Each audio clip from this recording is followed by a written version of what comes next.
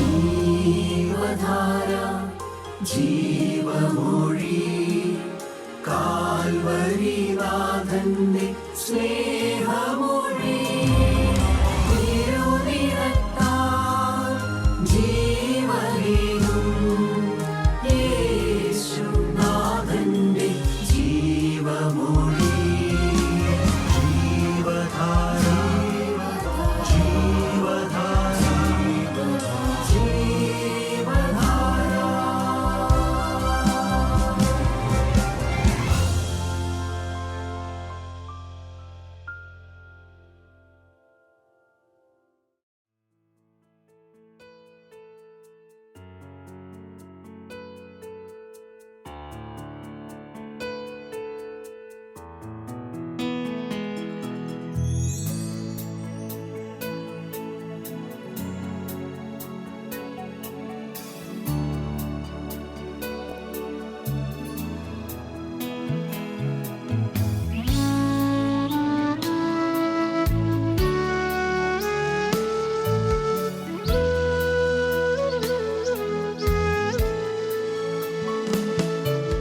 സ്തോത്രം സ്തോത്രം യേശുവേ, സ്തോത്രത്തിനെന്നും യോഗ്യനേ. സകല നാവും പാടുന്നു ദൈവം പരിശുദ്ധൻ. സ്തോത്രം സ്തോത്രം യേശുവേ, സ്തോത്രത്തിനെന്നും യോഗ്യനേ. സകല നാവും പാടുന്നു ദൈവം പരിശുദ്ധൻ. ദൈവം പരിശുദ്ധൻ. ദൈവം പരിശുദ്ധൻ. ദൈവം പരിശുദ്ധൻ. ദൈവം പരിശുദ്ധൻ. ഹല്ലേലൂയ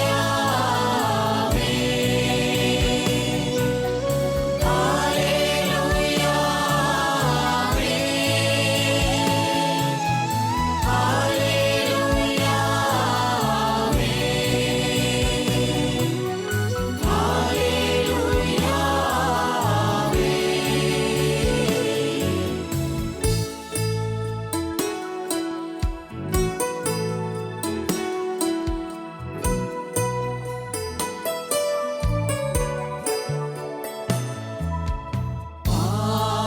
പാപഭാരം ചുമന്നതാ ദൈവത്തിൻ കുഞ്ഞാടുമേ. സകല നാവും പാടുന്നു ദൈവം പരിശുദ്ധൻ. പാപഭാരം ചുമന്നതാ ദൈവത്തിൻ കുഞ്ഞാടുമേ. സകല നാവും പാടുന്നു ദൈവം പരിശുദ്ധൻ. ദൈവം പരിശുദ്ധൻ. ദൈവം പരിശുദ്ധൻ. ദൈവം പരിശുദ്ധൻ. ദൈവം പരിശുദ്ധൻ. ഹല്ലേലൂയ ഹല്ലേലൂയ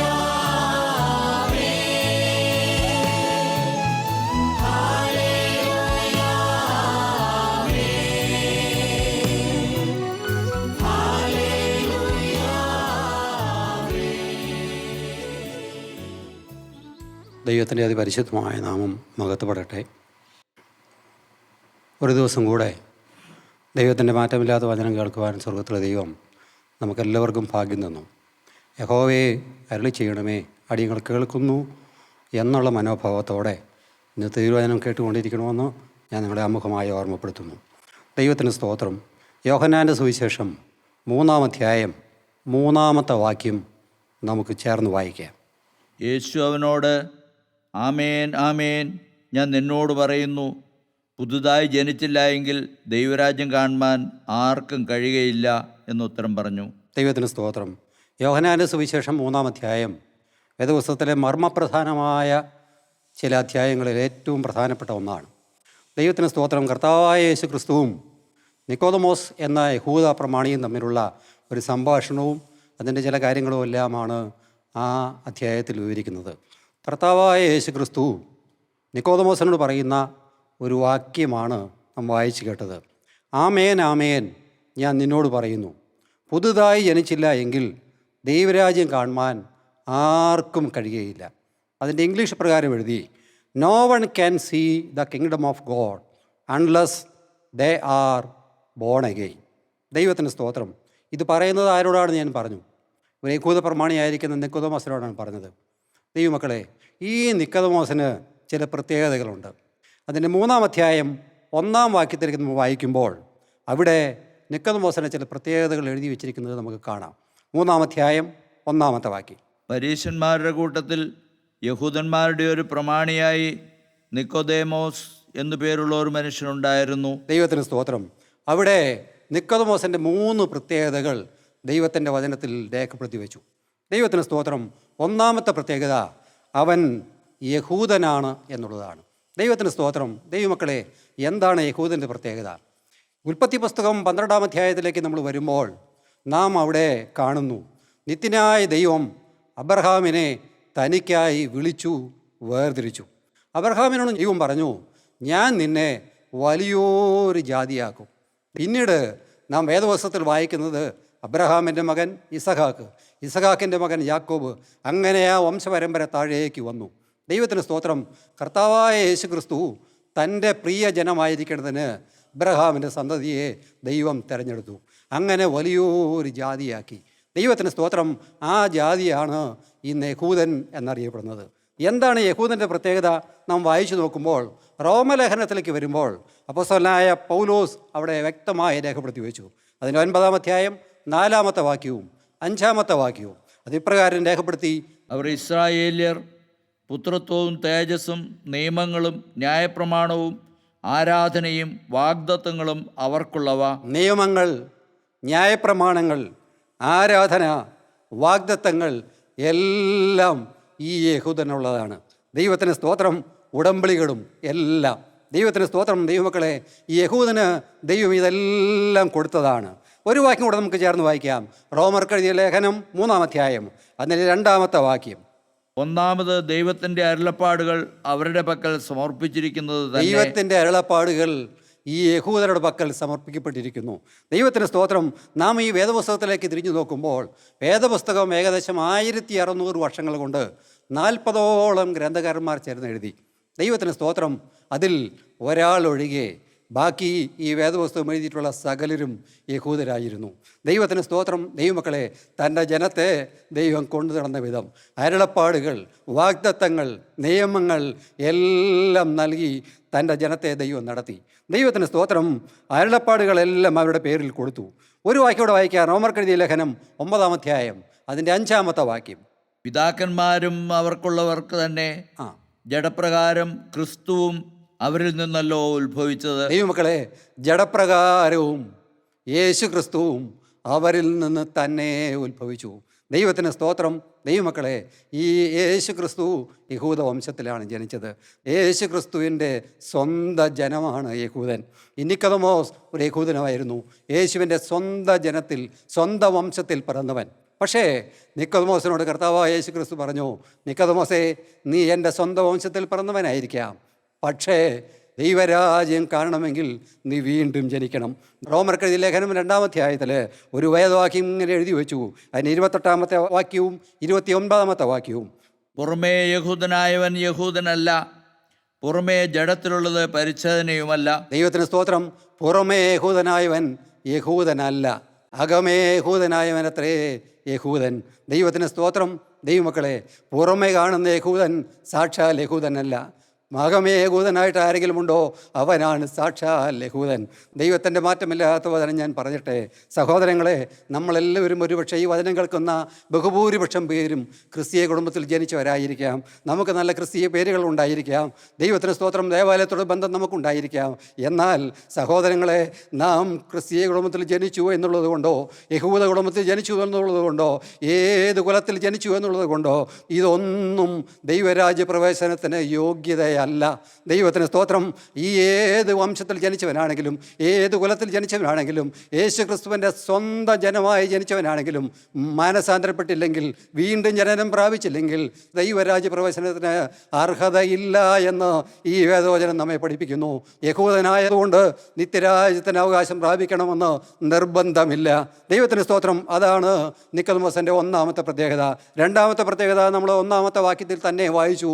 ഇവനൊരു പരീശനാണ്. ദൈവമക്കളെ, പരീശൻ എന്ന് പറഞ്ഞാൽ എന്താണ്? യഹൂദ ജാതിയിൽ പല പല വംശങ്ങൾ, പല പല ഗോത്രങ്ങളുണ്ടായിരുന്നു, അഥവാ പല പല ഗ്രൂപ്പുകളുണ്ടായിരുന്നു. ഒന്ന് പരീശന്മാർ, അടുത്തത് സാദൂക്യർ, ദൈവത്തിന് സ്തോത്രം, പിന്നെ എരിവുകാർ, പിന്നെ ശാസ്ത്രിമാർ, ദൈവത്തിന് സ്തോത്രം. അങ്ങനെ പല വിധത്തിലുള്ള ഗ്രൂപ്പുകൾ ഈ യഹൂദ വംശത്തിൽ തന്നെ ഉണ്ടായിരുന്നു. അവർ എല്ലാം തമ്മിൽ ചെറിയ ചെറിയ വ്യത്യാസങ്ങളും ഉണ്ടായിരുന്നു. പരീശൻ എന്ന് പറഞ്ഞാൽ ആ വാക്കിന് അർത്ഥം തന്നെ വേർതിരിക്കപ്പെട്ടവൻ എന്നാണ് അർത്ഥം. ദൈവത്തിന് സ്തോത്രം. ഇവർ പുനരുദ്ധാരണമുണ്ടെന്ന് വിശ്വസിച്ചിരുന്നവരാണ്. ദൂതന്മാരുണ്ടെന്ന് അവർ കരുതിയിരുന്നു. ആത്മാക്കളുണ്ടെന്ന് അവർ വിശ്വസിച്ചിരുന്നു. ദൈവത്തിൻ്റെ സ്തോത്രം. ദൈവമക്കളെ, അങ്ങനെ പുനരുദ്ധാരണത്തിലും ദൂതന്മാരിലും ആത്മാക്കളിലും വിശ്വസിക്കുന്ന വേർതിരിക്കപ്പെട്ട ഒരു കൂട്ടമായിരുന്നു പരീശൻ എന്ന് പറഞ്ഞാൽ. ഇവർ ന്യായപ്രമാണത്തിൻ്റെ കൽപ്പനകൾ അക്ഷരം പ്രതി അനുസരിക്കുന്നവരായിരുന്നു. ശാബത്തുകളെല്ലാം അവർ ന്യായപ്രമാണം എന്തു പറയുന്നു അതുപോലെ തന്നെ ആചരിച്ചിരുന്നു. അവർ പലപ്പോഴും ഉപവസിക്കുമായിരുന്നു. ഉപവസിക്കുമ്പോൾ വാടിയ മുഖം കാണിക്കുക പതിവായിരുന്നു. അതിന് കാരണം എന്താണെന്നറിയാമോ? വാടിയ മുഖം കാണിക്കുമ്പോൾ എനിക്ക് ഉപവാസമാണെന്ന് മറ്റുള്ളവർ അറിയണം. ദൈവത്തിന് സ്തോത്രം. മറ്റുള്ളവർ കാണിക്കാനായി ഉപവസിക്കുന്ന ഒരു വിഭാഗം. ദൈവത്തിന് സ്തോത്രം. ഞാൻ വായിച്ചു, ഈ പരീശന്മാർക്ക് അവർ പ്രാർത്ഥനയ്ക്ക് വളരെ നിഷ്ഠയുള്ളവരായിരുന്നു. ഒരു ദിവസം, സാധാരണ ഒരു ദിവസം പരീശൻ 3 പ്രാവശ്യം പ്രാർത്ഥിക്കും. ദൈവത്തിന് സ്തോത്രം. അവൻ രാവിലെ പ്രാർത്ഥിക്കും, ഉച്ചയ്ക്ക് പ്രാർത്ഥിക്കും, വൈകുന്നേരവും പ്രാർത്ഥിക്കും. ദൈവമക്കളെ, അതുകൊണ്ടാണ് ദാവീദ് പറഞ്ഞത്, ഞാൻ രാവിലെയും ഉച്ചയ്ക്കും എൻ്റെ സങ്കടം ബോധിപ്പിച്ച് കരയുമെന്ന് ദാവീദ് ഒരിക്കൽ സങ്കീർത്തനത്തിൽ പാടി. ദാനിയേലിൻ്റെ കാര്യത്തിലേക്ക് നമ്മൾ വരുമ്പോൾ, ദാനിയേൽ ഒരു ദിവസം 3 പ്രാവശ്യം യെരുശലേമിന് നേരെ കിളിവാതിലുകൾ തുറന്നിട്ടുകൊണ്ട് അവൻ മുട്ടുകുത്തി കണ്ണുനീരോടെ പ്രാർത്ഥിക്കുമായിരുന്നു. ദൈവത്തിന് സ്തോത്രം. സാധാരണ ഒരു പരീശൻ ഒരു ദിവസം 3 പ്രാവശ്യം പ്രാർത്ഥിക്കും. ഈ പരീശൻ എവിടെയാണ് ആ പ്രാർത്ഥനാ സമയത്ത് അവൻ എവിടെയാണെങ്കിലും അവിടെ നിന്നുകൊണ്ട് അവൻ പ്രാർത്ഥിക്കും. ദൈവമക്കളെ, ഇവരുടെ ഭക്തി പുറമെ മാത്രമായിരുന്നു. പുറമേ ഭക്തന്മാർ, അകമോ ഭക്തി ഒട്ടും പോലുമില്ലാത്ത, ലെവലേശം ഭക്തിയില്ലാത്ത, ദൈവത്തിന് സ്തോത്രം, കപട ഭക്തന്മാരായി പരീശന്മാർ മാറി. ദൈവമക്കളെ, അങ്ങനെ പുറമേ ന്യായപ്രമാണം മുഴുവൻ കൽപ്പനകൾ ആചരിക്ക്, ഒരു വള്ളിയിൽ പോലും പുള്ളിയിൽ പോലും തെറ്റാതെ അത്ര തീഷ്ണതയോടെ നടന്നവനായിരിക്കുന്ന നിക്കോദെമോസിനോടും കർത്താവായ യേശു ക്രിസ്തു പറയുന്നു, നിക്കോദെമോസേ, നീ ദൈവരാജ്യം കാണണമെങ്കിൽ നീ വീണ്ടും ജനിക്കണം, പുതുതായി ജനിക്കണം. ബോൺ അഗെയിൻ എക്സ്പീരിയൻസ് നിൻ്റെ ജീവിതത്തിൽ വേണം. ദൈവത്തിന് സ്തോത്രം. ദൈവമക്കളെ, ഞാനൊന്ന് പറയട്ടെ, നമ്മൾ ക്രിസ്തീയ കുളത്തിൽ പല പല വിഭാഗങ്ങളായി കിടക്കുന്നവരായിരിക്കാം. ഒരുപക്ഷെ യാക്കോബ് വിഭാഗത്തിൽപ്പെട്ടവർ, അല്ലെങ്കിൽ ഓർത്തഡോക്സ് വിഭാഗത്തിൽപ്പെട്ടവർ, അങ്ങനെ പല വിഭാഗത്തിൽപ്പെട്ടവർ നമ്മളുണ്ടായിരിക്കാം. ദൈവത്തിന് സ്തോത്രം. സഹോദരങ്ങളെ, നമ്മൾ ഏത് വിഭാഗത്തിൽ ജനിച്ചോ അതേ വിഭാഗത്തിൽ തന്നെ ജീവിക്കണമെന്ന് നമ്മളെ ദൈവത്തിൻ്റെ വചനം പഠിപ്പിക്കുന്നു, നമ്മുടെ കൂട്ടായ്മയും പഠിപ്പിക്കുന്നു. ദൈവമക്കളെ, നമ്മളെല്ലാം തെറ്റല്ലാത്ത, നമ്മൾ സഭയുടെ സകല കൽപ്പനകളും പ്രമാണങ്ങളും ആചരിച്ച് വരുന്നവരാണ്, അതിൽ തെറ്റുമില്ല. എന്നാൽ പറയട്ടെ പ്രിയപ്പെട്ടവരെ, ക്രിസ്തീയ കുടുംബത്തിൽ ജനിച്ചു എന്നുള്ളത് കൊണ്ട് മാത്രം ദൈവരാജ്യത്തിന് അവകാശം കിട്ടുമെന്ന് നാം ഒരിക്കലും വ്യാമോഹിച്ചു പോകരുത്. മറിച്ച് നാമോ നമ്മുടെ ജീവിതത്തിൽ എന്നെങ്കിലും ഒരു നാൾ എൻ്റെ ജീവിതം കർത്താവായ യേശു ക്രിസ്തുവിന് വേണ്ടി സമർപ്പിച്ചു എന്ന് വ്യക്തമായൊരു തീരുമാനത്തോടെ ഒരു ബോൺ അഗെയിൻ എക്സ്പീരിയൻസ് നമ്മുടെ ജീവിതത്തിൽ ഉണ്ടാകണം. ദൈവത്തിന് സ്തോത്രം. കർത്താവായ യേശു ക്രിസ്തുവിനെ രക്ഷകനാഥനുമായി സ്വീകരിച്ച ഒരു വലിയ തീരുമാനം നമ്മുടെ ജീവിതത്തിൽ വേണം. ഇല്ലെങ്കിൽ പ്രിയപ്പെട്ടവരെ, നമ്മളാരും ദൈവരാജ്യത്തിൻ്റെ കണി കാണുകയില്ല എന്ന് ദൈവത്തിൻ്റെ വചനം എഴുതി വെച്ചു. നിക്കോദെമോസിൻ്റെ അടുത്ത പ്രത്യേകത എന്താണ്? 3-ാം അധ്യായം 1-ാം വാക്യത്തിൽ വാക്യത്തിൽ തന്നെ നമ്മൾ വായിച്ചു, അവൻ പ്രമാണിയായിരുന്നു. ഞാൻ വായിച്ചു ദൈവമക്കളെ, ഇവൻ സന്നിധിൻ സംഘത്തിൻ്റെ ഒരു മെമ്പറായിരുന്നു എന്ന് പറഞ്ഞാൽ എന്താണെന്ന് മനസ്സിലായോ? ഈ യഹൂദ സഭയുടെ സുപ്രീം സെനഡ്, ദൈവത്തിന് സ്തോത്രം, അതിൽ 71 അംഗങ്ങളുണ്ട്. ഒരാൾ മഹാപുരോഹിതൻ, ബാക്കി 70 പേർ. ചില പുരോഹിതന്മാർ കാണും, ചില അന്മനികൾ കാണും. ദൈവത്തിന് സ്തോത്രം. അങ്ങനെ നോക്കുമ്പോൾ എണ്ണപ്പെട്ട യഹൂദന്മാരിൽ ഒരാളാണ് ഈ നിക്കോദോമസ്. അവൻ യഹൂദന്മാരുടെ പ്രമാണിയായിരുന്നു. സാധാ യഹൂദൻ കാണുമ്പോൾ ആ യഹൂദൻ എഴുന്നേറ്റ് നിന്ന് ഇവനെ തൊഴുകും. കാരണം എന്താ? അത്രയ്ക്കും ഉന്നതനായിരിക്കുന്ന, അത്രയ്ക്കും വലിയ പ്രമാണിയായിരുന്നു നിക്കോദോമോസ്. സാധാരണ യഹൂദൻ ഏറ്റവും കൂടുതൽ ബഹുമാനിക്കുന്ന ഒരു വ്യക്തികളിൽ ഒരാൾ. ദൈവത്തിന് സ്തോത്രം. ന്യായപ്രമാണത്തിൽ വളരെ പ്രാഗൽഭ്യമുള്ള ഒരു വ്യക്തി. ദൈവമക്കളെ, അങ്ങനെ സഭയിൽ ഉന്നതമായ സ്ഥാനങ്ങൾ അലങ്കരിക്കുന്ന നിക്കോദോമോസിനോട് കർത്താവായ യേശു ക്രിസ്തു പറഞ്ഞു, നിക്കോദോമോസേ, നീ പ്രമാണിയായിരിക്കാം, പക്ഷേ ദൈവരാജ്യത്തിൽ കടക്കണമെങ്കിൽ വീണ്ടും ജനിച്ചേ മതിയാകൂ. ദൈവത്തിന് സ്തോത്രം. 4-ാമത്തെ നിക്കോദോമസിൻ്റെ പ്രത്യേകത എന്താണെന്ന് അറിയാമോ? യോഹന്നാന്റെ സുവിശേഷം 3-ാം അധ്യായം 4-ാമത്തെ വാക്യം നമുക്ക് വായിക്കാം. 3:4. നിക്കോദെമോസ് അവനോട്, മനുഷ്യൻ വൃദ്ധനായ ശേഷം ജനിക്കുന്നത് എങ്ങനെ? ഈ നിക്കോദോമോസിനൊരു സംശയം. വൃദ്ധനായ ശേഷം എങ്ങനെയാണ് ജനിക്കുന്നത്? രണ്ടാമതും അമ്മയുടെ ഉദരത്തിൽ കടന്ന് ജനിക്കാൻ കഴിയില്ലല്ലോ. ആ വാക്യത്തിൽ നിന്ന് നമുക്ക് മനസ്സിലാകും, സാധാരണ ഇവൻ ഒരു വൃദ്ധനായിരിക്കുന്ന മനുഷ്യനായിരുന്നു. ദൈവത്തിന് സ്തോത്രം. ഈ സന്നിധിൻ സംഘത്തിലെ മെമ്പർ എന്ന് പറഞ്ഞാൽ സാധാരണ യൗവനക്കാരെയോ ചെറുപ്പക്കാരെയോ ഒന്നും അതിനകത്ത് പ്രവേശിപ്പിക്കുകയില്ല.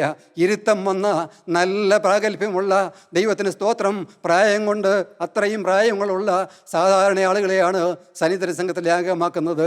ദൈവത്തിന് സ്തോത്രം. അതുകൊണ്ട് നമുക്ക് മോഹിക്കാം, ഈ നിക്കോദോമസ് ഒരു വൃദ്ധനായിരുന്നു. ദൈവത്തിന് സ്തോത്രം. സഹോദരങ്ങളെ, ഞാൻ ഒന്ന് പറയട്ടെ, നമ്മളും ഈ വചനം കേൾക്കുന്ന നമ്മളും ഒരുപക്ഷെ വാർദ്ധക്യത്തോടടുക്കുന്നവരായിരിക്കാം. എൻ്റെ കാര്യങ്ങളെല്ലാം ഞാൻ പൂർത്തിയാക്കി, ദൈവത്തിന് സ്തോത്രം, എൻ്റെ വീടിൻ്റെ സകല കാര്യങ്ങൾ ഞാൻ ക്രമീകരിച്ചു, കുഞ്ഞുങ്ങളുടെ കാര്യങ്ങൾ സകലതും ക്രമീകരിച്ചു. അങ്ങനെ ഒരു ജീവിതം നയിക്കുന്നവരായിരിക്കാം ഈ തിരുവചനം ഇന്ന് കേൾക്കുന്നത്.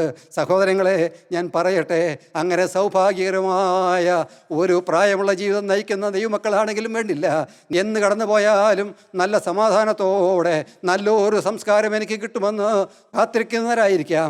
ഒരുപക്ഷെ ഞാൻ പറയട്ടെ ദൈവമക്കളെ, ഇതൊന്നുകൊണ്ടും നാം ദൈവരാജ്യത്തിന് അംഗങ്ങളായി മാറുകയില്ല.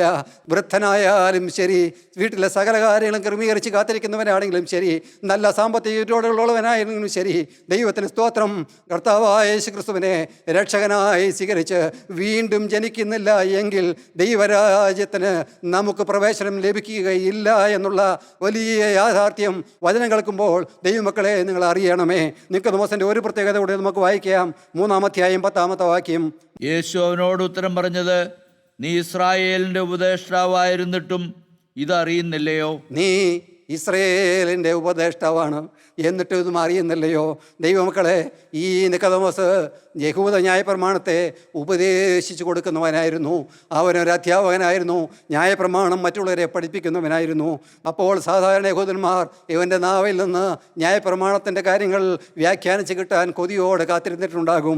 അഗാധമായ പാണ്ഡിത്യം ഒരുപക്ഷെ ഈ നിക്കോദോമസിന് ന്യായപ്രമാണത്തിൽ കാണും. ദൈവമക്കളെ, അങ്ങനെ വലിയൊരു ഉപദേഷ്ടാവായി മാറി എന്ന് വരികിൽ പോലും നിക്കോദോമസിന് സ്വർഗരാജ്യം കിട്ടുകയില്ല, ദൈവരാജ്യത്തിലേക്ക് പ്രവേശനമുണ്ടാകുകയില്ല. ദൈവത്തിന് സ്തോത്രം. വീണ്ടും ജനിക്കാത്ത ഉപദേഷ്ടാക്കന്മാർക്ക് സ്വർഗരാജ്യത്തിൻ്റെ പടികൾ കണി കാണുമോ? ഇന്ന് നാം ഓരോരുത്തരും ആലോചിക്കണം. ഞാൻ വിനയത്തോടെ പറയട്ടെ ദൈവമക്കളെ, നമ്മൾ ക്രിസ്തീയ കുടുംബത്തിൽ ജനിച്ചതുകൊണ്ടോ, ഏതെങ്കിലും ഒരു സഭയുടെ അംഗങ്ങളായതുകൊണ്ടോ, ഞാൻ ഉപദേഷ്ടാവായതുകൊണ്ടോ, ഞാൻ പ്രായമുള്ള വ്യക്തിയായതുകൊണ്ടോ, ഞാനൊരു പ്രമാണിയായതുകൊണ്ടോ ഒന്നും ദൈവരാജ്യ പ്രവേശനത്തിന് യോഗ്യതയില്ല. ഇതൊന്നുമല്ല ദൈവരാജ്യ പ്രവേശനത്തിലുള്ള യോഗ്യത. മറിച്ച് എന്താണ്? ഞാൻ വീണ്ടും ജനിക്കണം. നിക്കോദോമസേ, വീണ്ടും ജനിക്കുന്നില്ല എങ്കിൽ ദൈവരാജ്യ പ്രവേശനത്തിന് യോഗ്യത പ്രാപിക്കുകയില്ല എന്നാണ് പഠിച്ചത്. ദൈവത്തിന് സ്തോത്രം. ദൈവമക്കളെ, നാം എങ്ങനെ വീണ്ടും ജനിക്കണം? അതുകൂടെ ഞാൻ പറയട്ടെ ദൈവമക്കളെ, വളരെ മർമ്മപ്രധാനമായൊരു കാര്യം. ഞാൻ സ്വർഗരാജ്യത്തിൽ കടക്കണമെങ്കിൽ വീണ്ടും ജനിക്കണം. വീണ്ടും ജനനത്താൽ അല്ലാതെ ഒരുത്തനും ദൈവരാജ്യ പ്രവേശനമില്ല. നിത്യനായ ദൈവം ആമേൻ ആമേൻ എന്ന് പറഞ്ഞ് അടിവരയിട്ടുകൊണ്ട് നിക്കോദോമസിനോട് പറഞ്ഞു, നമ്മോടും പറയുന്നു. ദൈവത്തിന് സ്തോത്രം. നാം എങ്ങനെയാണ് വീണ്ടും ജനിക്കുന്നത്? നമുക്ക് വായിക്കാം. 1 പത്രോസിൻ്റെ ലേഖനം 1-ാം അധ്യായം അതിൻ്റെ 23-ാമത്തെ വാക്യവും 24-ാമത്തെ വാക്യവും വായിക്കാം.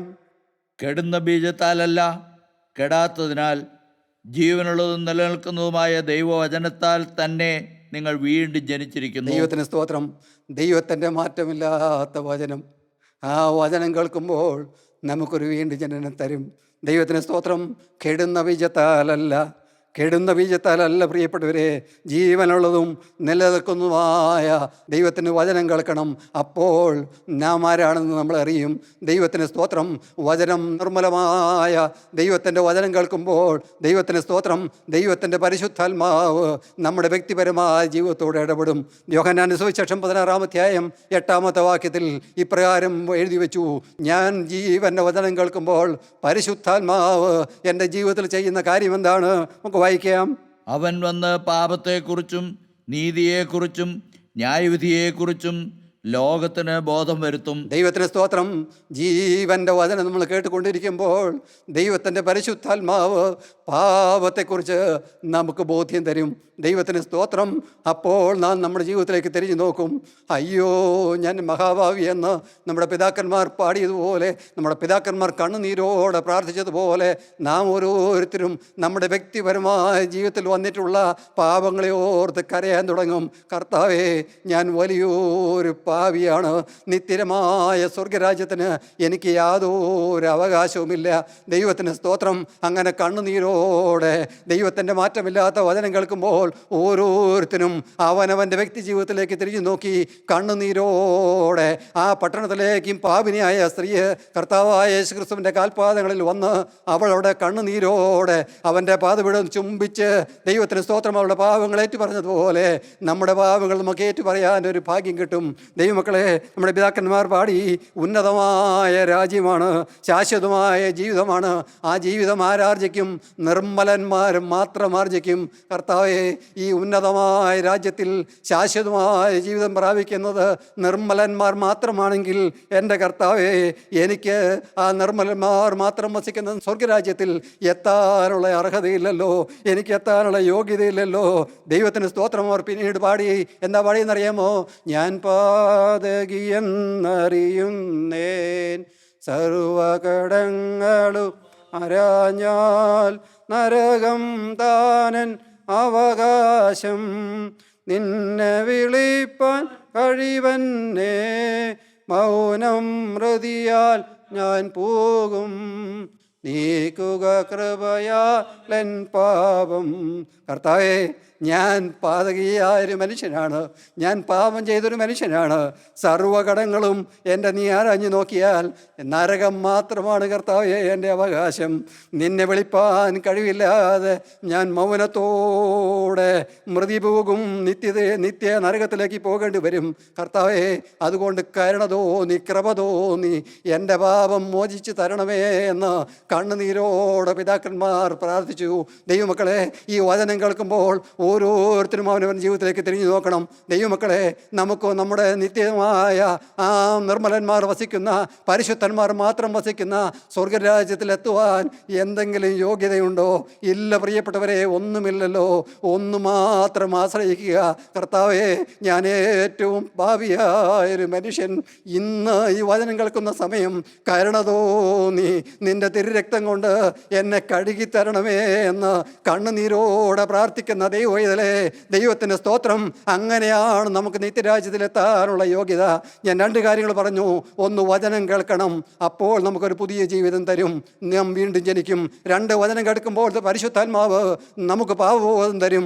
അപ്പോൾ കണ്ണുനീരോടെ നാം നമ്മുടെ പാപങ്ങളേറ്റു പറഞ്ഞ് തിരുരക്തത്താൽ കഴുകിത്തരണമേ എന്ന് പ്രാർത്ഥിച്ച് മേലാൽ പാപം ചെയ്യുന്നതിനുള്ള തീരുമാനമെടുക്കും. അവസാനമായി നമ്മൾ ചെയ്യേണ്ട ഒരു കാര്യമുണ്ട്. എന്താണെന്ന് അറിയാമോ? യോഹന്നാന്റെ സുവിശേഷം 1-ാം അധ്യായം 12-ാമത്തെ വാക്യം. യോഹന്നാന്റെ സുവിശേഷം 1-ാം അധ്യായം 12-ാമത്തെ വാക്യം. അവനെ കൈക്കൊണ്ട് അവൻ്റെ നാമത്തിൽ വിശ്വസിക്കുന്ന ഏവർക്കും ദൈവമക്കളാകുവാൻ അവൻ അധികാരം കൊടുത്തു. അങ്ങനെ കണ്ണുനീരോടെ ഒരു ദൈവഭക്തൻ കർത്താവായ യേശുക്രിസ്തുവിൻ്റെ പാദപീഠത്തിൽ ഇരുന്ന്, കർത്താവേ, പാവിയായ എന്നോട് മനസ്സലിയണമേ, എൻ്റെ പാപങ്ങൾ മുഴുവൻ തിരുരക്തത്താൽ കഴുകിത്തരണമേ എന്ന് കണ്ണുനീരോടെ പ്രാർത്ഥിക്കുമ്പോൾ സ്വർഗം കഴുകിത്തരും. അങ്ങനെ കഴുകി കിട്ടിക്കഴിയുമ്പോൾ ഒരു കാര്യം കൂടെ നമ്മൾ പ്രാർത്ഥിക്കും. കർത്താവേ, എൻ്റെ ഈ കൊള്ളില്ലാത്ത ഹൃദയത്തിലേക്ക് ഞാൻ നിന്നെ രക്ഷകനും നാഥനുമായി സ്വീകരിക്കുന്നെന്ന്. ദൈവത്തിന് സ്തോത്രം. ആ വലിയൊരു തീരുമാനം ഈ ദൈവത്തിൻ്റെ ഉള്ളിൽ നിന്ന് വരുമ്പോൾ നിത്യനായ ദൈവം അവൻ്റെ ചങ്കിലേക്ക് കപ്പലിലേക്ക് പതുക്കെ നടന്നു കയറി വരും. ദൈവത്തിന് സ്തോത്രം. ദൈവമക്കളെ, ഞാനൊരു സംഭവം വായിച്ചിട്ടുണ്ട്. 1912 ഏപ്രിൽ മാസം 14-ാം തീയതി രാത്രി 11 മണി കഴിഞ്ഞ് 40 മിനിറ്റ് ആയപ്പോൾ, ദൈവത്തിന് സ്തോത്രം, ടൈറ്റാനിക് എന്ന മഹാകപ്പൽ, ആഡംബര കപ്പൽ അറ്റ്ലാന്റിക്കിൻ്റെ ആ അടിയിലേക്ക് താഴാൻ തുടങ്ങി. ആ കപ്പലിൽ ഒരു ദൈവദാസനുണ്ടായിരുന്നു. ആ ദൈവദാസൻ്റെ പേര് ജോൺ ഹാർപ്പർ. വളരെ കുറച്ച് മാത്രമേ ലൈഫ് ജാക്കറ്റുകൾ അതിനകത്ത് ഉണ്ടായിരുന്നുള്ളൂ. വളരെ കുറച്ച് ലൈഫ് ബോട്ടുകൾ മാത്രം. ആ കപ്പലിലുണ്ടായിരുന്ന സ്ത്രീകൾക്കും കുട്ടികൾക്കും ആദ്യത്തെ പരിഗണന കൊടുത്തു. ഈ ദൈവദാസൻ ജോൺ ഹാർപ്പറിനും ഒരു ലൈഫ് ജാക്കറ്റ് കിട്ടി. അദ്ദേഹം നോക്കിയപ്പോൾ തൊട്ടടുത്ത് നിൽക്കുന്ന ഒരു ഇത്തിരി പ്രായം കൂടിയ ഒരു മനുഷ്യനുണ്ട്. അദ്ദേഹത്തിന് ദയ തോന്നി തനിക്ക് കിട്ടിയ ലൈഫ് ജാക്കറ്റ് അദ്ദേഹത്തിന് നൽകി. ദൈവത്തിന് സ്തോത്രം, കപ്പൽ തകർന്നു. ഒരു മരപ്പലകയിൽ ദൈവത്തിന് സ്തോത്രം അങ്ങനെ പിടിച്ചുകൊണ്ട് ഈ ദൈവദാസൻ കടലിൽ വീണ് കിടക്കുകയാണ്. ദൈവത്തിന് സ്തോത്രം. ദൈവമക്കളെ, ദൈവത്തിന് സ്തോത്രം, കടലിൽ ഓളങ്ങളിൽപ്പെട്ട ദൈവദാസൻ ഒരു മരപ്പലകയിൽ പിടിച്ചുകൊണ്ട് കിടക്കുന്നു. ദൈവത്തിന് സ്തോത്രം, തൊട്ടടുത്ത് ഇതേപോലെ ഒരു ചെറുപ്പക്കാരന് കിടക്കുന്നുണ്ട്. തിരമാലകൾ അടിച്ചു വരുന്നുണ്ട്. രണ്ടുപേരും അനവധി പേരോടൊപ്പം ഇവർ രണ്ടുപേരും മരണത്തെ മുഖാമുഖം കാണുകയാണ്. ജോൺ ഹാർപ്പർ ഈ യൗവനക്കാരനോട് ചോദിച്ചു, അല്ലയോ യൗവനക്കാരാ, young man, are you born again? അദ്ദേഹം പറഞ്ഞു, നോ എന്ന് ഉത്തരം പറഞ്ഞു. ദൈവദാസൻ അവിടെ നിന്ന് പറഞ്ഞു, ആ മരപ്പലകയിൽ പിടിച്ചിട്ട് ദൈവത്തിന് സ്തോത്രം, ജീവൻ പോകുന്നത് എപ്പോഴെന്ന് അറിഞ്ഞുകൂടാ. ആ സമയത്ത് ഈ ജോൺ ഹാർപ്പർ ദൈവദാസൻ പറഞ്ഞു, ദൈവത്തിന് സ്തോത്രം, കർത്താവായ യേശു ക്രിസ്തുവിനെ രക്ഷകനും നാഥനുമായി സ്വീകരിക്കുക. ഒരു പ്രാവശ്യം പറഞ്ഞു, രണ്ടാമതും പറഞ്ഞു, കർത്താവായ യേശു ക്രിസ്തുവിനെ രക്ഷകനും നാഥനുമായി സ്വീകരിക്കുക. ദൈവത്തിന് സ്തോത്രം, രണ്ടാമത് പറഞ്ഞു തീരുമ്പോഴേക്കും ഒരു തിരമാല ആഞ്ഞടിച്ചു വന്നു.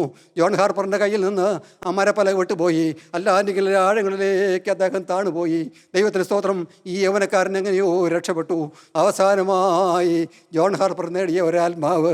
ദൈവത്തിന് സ്തോത്രം, ഞാൻ വിനയത്തോടെ പറയട്ടെ, ദൈവമക്കളെ, ഇന്ന് ഈ വചനം കേൾക്കുമ്പോൾ ഇതുപോലെ നമ്മളെന്ന് ഇവിടുന്ന് മാറ്റപ്പെടുമെന്ന് അറിഞ്ഞുകൂടാ. ഇന്ന് ഈ വചനം കേൾക്കുന്ന സമയം കർത്താവായ യേശു ക്രിസ്തുവിനെ രക്ഷകരും നാഥനുമായി സ്വീകരിക്കുമെങ്കിൽ ദൈവത്തിന് സ്തോത്രം, നാം വീണ്ടും ജനനം പ്രാപിച്ച് നിത്യമായ സ്വർഗരാജ്യത്തിൽ എത്തിച്ചേരും.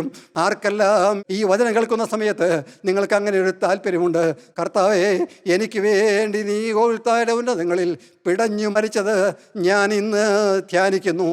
എനിക്ക് വേണ്ടി മരിച്ച എൻ്റെ യേശുവേ, നിൻ്റെ ആ സഹനമോർത്ത് നിൻ്റെ തിരുരക്തത്തിൽ ആശ്രയിച്ച് ഇന്ന് ഞാനൊരു വാക്ക് പറയുന്നു. നിന്നെ എൻ്റെ രക്ഷകനും നാഥനുമായി ഞാൻ എൻ്റെ ഹൃദയത്തിലേക്ക് സ്വീകരിക്കുന്നു. എൻ്റെ ഹൃദയത്തിലേക്ക് എഴുന്നള്ളി വരണമേ. എൻ്റെ ഹൃദയത്തിൻ്റെ മലിനതകൾ മാറ്റിത്തരണമേ. എന്നെന്നും നിൻ്റെ പൈതലായി ഞാൻ ജീവിച്ചു കൊള്ളാം. നിത്യസ്വർഗരാജ്യം എനിക്ക് തരണമേ കർത്താവേ. ആ കള്ളൻ പറഞ്ഞതുപോലെ അങ്ങ് വരുന്ന നാളിൽ എന്നെ കൂടെ ഓർത്തു കൊള്ളണമേ. നിത്യസ്വർഗത്തിൽ എന്നെ കൂടെ ഓർക്കണമേ. എൻ്റെ പേരും നീ ഓർക്കണമേ കർത്താവേ. ആരെല്ലാം പ്രാർത്ഥിക്കും ദൈവമക്കളെ, ഈ നല്ല സമയം ദൈവത്തോട് വാക്കു പറവീൻ.